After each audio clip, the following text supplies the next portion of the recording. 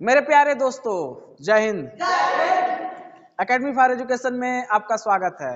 हम जिज्ञासा में डेली बाय डेली कुछ न कुछ ऐसे टॉपिक बारे में बातें करते हैं जो आपको जानना चाहिए। आज हम लोग क्या पढ़ेंगे जिज्ञासा में?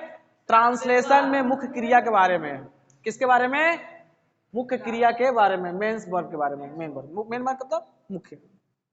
तो सबसे पहले जब किसी ट्रांसलेशन को हल करते हैं, ट्रांसलेशन को क्या लगाते हैं, बनाते हैं उसका हिंदी में दिया, अंग्रेजी में अंग्रेजी दिया होता है, हिंदी में अनुवाद। तो सबसे इंपॉर्टेंट क्या होता है? मुख्य क्रिया होता है। देखिए किसी भी ट्रांसलेशन को हल करने के लिए 3-4 चीजें होती है। सबसे पहले क्या होता है? सब्जेक्ट होता है। उसके बाद क्या होता है? हेल्पिंग वर्ब होता है। हेल्पिंग वर्ब होता है। उसके बाद क्या होता है? मेन वर्ब होता है। क्या होता है? Main verb. प्लस क्या होता है? ऑब्जेक्ट होता है। उसके बाद एक्सेट्रा वर्ड्स होते हैं, अदर वर्ड्स होते हैं। ये आपका फॉर्मेटिव सेंटेंस का एक ट्रांसलेशन के क्या है? सूत्र होते हैं जो हम पढ़ेंगे। इसके पहले हम बता चुके हैं कि जब प्रेजेंट टेंस का पूरा पढ़ेंगे, पास्ट टेंस का पूरा पढ़ेंगे, चार बताए थे ना। प्रेजेंट टेंस के 4, पास्ट टेंस के 4, फ्यूचर टेंस के 4। इसके अलावा जो स्पेशल ट्रांसलेशन जब पढ़ेंगे तो उसमें हम पूरी तरह से क्या करेंगे? बात करेंगे। बात समझे ना? ये बच्चे लोग इधर देखो, ठीक है, पढ़ेंगे। तो सबसे पहले हम जो ये हेल्पिंग वर्ब होता है, जो से कहते हैं हिंदी में सहायक क्रिया। क्या कहते हैं? सहायक क्रिया। मेन वर्ब कहा जाता है मुख्य क्रिया, मुख्य क्रिया। और सब्जेक्ट को क्या कहा जाता है? कर्ता कहा जाता है। ऑब्जेक्ट को कर्म कहा जाता है। एक्सेट्रा को क्या कहा जाता है? दूसरे शब्द कहा जाता है, ठीक है। लेकिन सब्जेक्ट वर्ब और एग्रीमेंट के रूप में क्या करता है? काम करता है। तो यहाँ पर दो, इसके पहले हम बात कर चुके थे जो हेल्पिंग वर्ब होता है। हेल्पिंग वर्ब का मतलब होता है जो हेल्प करता है किसी का, ठीक है। जैसे हम बता देते हैं कि जब किसी का यहाँ मकान बनता है तो वहाँ क्या हेल्पर होते हैं ना, हेल्पर। एक मिस्त्री होते हैं, एक हेल्पर होते हैं। अगर हेल्पर नहीं है तो मिस्त्री काम नहीं कर पाएंगे। या तो मिस्त्री जोड़िया करे या तो मसाला बनाए, होंगे ना। तो हेल्पर क्या करता है? काम कर। इसी प्रकार ट्रांसलेशन में भी हेल्पर जो होता है हेल्पिंग वर्ब होता है। जैसे is, am are, was, were, should, would, could है। इसमें दो तरह के वर्ब होते हैं, कि मॉडल एग्री होता है, एक क्या होता है? प्राइमरी एग्री होता है, समझे। और ये हम आगे चल के बताएंगे। तो मेन वर्ब के बारे में बात करेंगे। अब चलो मेन वर्ब होता क्या है। देखो मेन वर्ब वे वर्ब होते हैं जिसमें एक्शन होता है, स्टेट होता है, उसे क्या कहते हैं? मेन वर्ब कहते हैं। जैसे पढ़ना, गाना, सोना, हाँ, जितने भी ना ना ना आ रहा ना, उसमें क्या होता है? मेन वर्ब कहा जाता है। जैसे यहाँ पर दिया हुआ, इसके कई रूप होते हैं। वर्ब की फर्स्ट फॉर्म, वर्ब की सेकेंड फॉर्म, वर्ब की थर्ड फॉर्म, वर्ब की फोर्थ फॉर्म, फिफ्थ फॉर्म होते हैं। देखिए वर्ब की फर्स्ट फॉर्म को प्रेजेंट टेंस फॉर्म भी कहा जाता है। क्या कहा जाता है?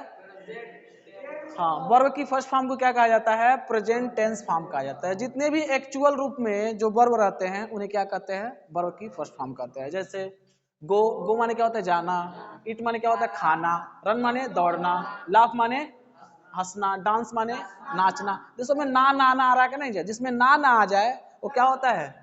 प्रेजेंट टेंस का फर्स्ट फॉर्म होता है, ठीक है। दूसरा होता है सेकेंड फॉर्म। सेकेंड फॉर्म जो पास्ट फॉर्म कहा जाता है, पास्ट टेंस फॉर्म कहा जाता है।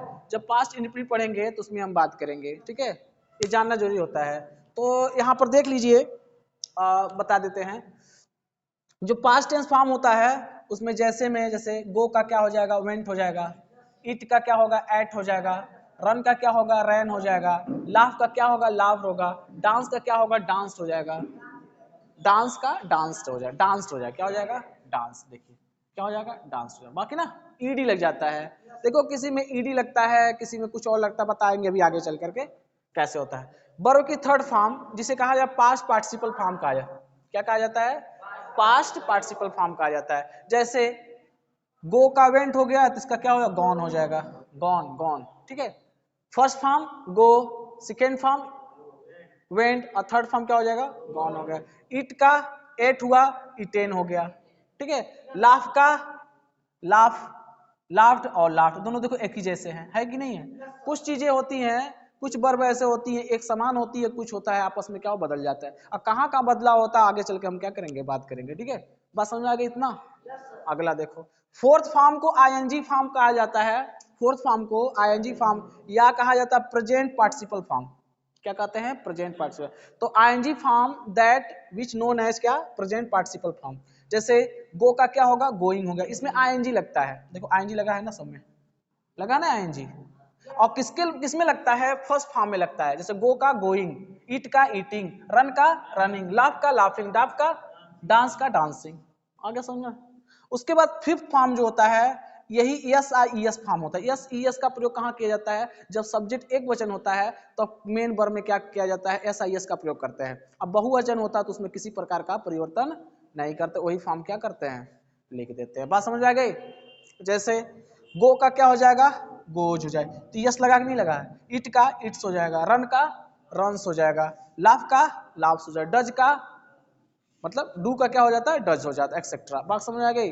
देखो कुछ और हम लिखे हुए हैं, प्रेजेंट टेंस का फर्स्ट फॉर्म कहते हैं, पास्ट टेंस को सेकंड फॉर्म कहते हैं, पास्ट पार्टिसिपल को थर्ड फॉर्म कहते हैं, हाँ, प्रेजेंट पार्टिसिपल को फोर्थ फॉर्म, और फिफ्थ फॉर्म जो होता है एस आई एस का फॉर्म जो होता है, जिसे क्या कहते हैं, एस आई एस फॉर्म्स कहा जाता है।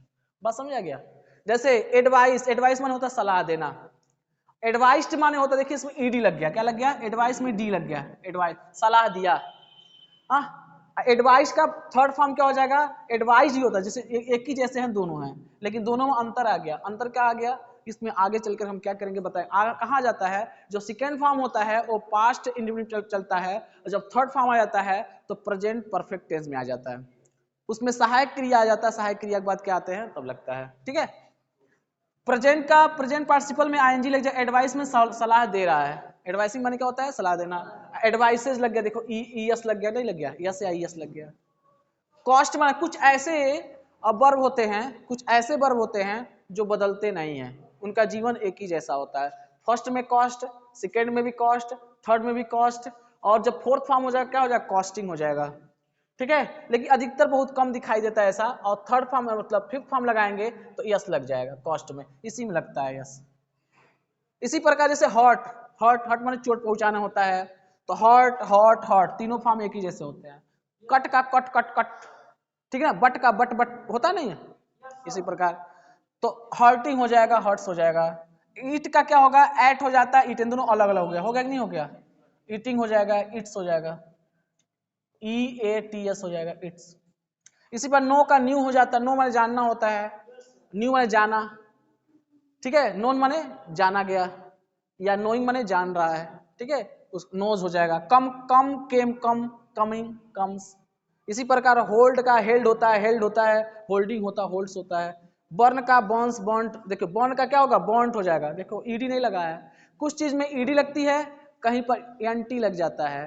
तो इसी तरह से मिलेंगे हम तो तरह तरह की बातें करते रहेंगे, इसके आगे भी और बात करेंगे। तो ये वीडियो समाप्त करते हैं, मिलेंगे कल। Thank you.